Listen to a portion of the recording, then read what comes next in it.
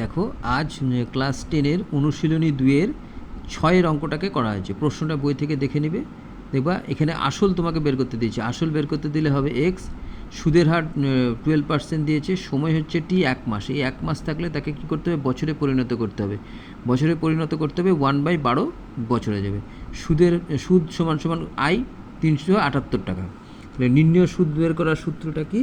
I equal to PTR/100 দিয়ে যার মান ঠিক যেভাবে আছে বসাতে হবে। বসিয়ে তাকে কাটাকাটি করলে দেখা যাচ্ছে এক্স সমান সমান কত হচ্ছে? 37,800 টাকা। এটি হচ্ছে 6 নম্বর অঙ্কটা এভাবে করতে হবে। আর ঠিক 7 নম্বর অঙ্কটা এভাবে তুলে ধরা হলো।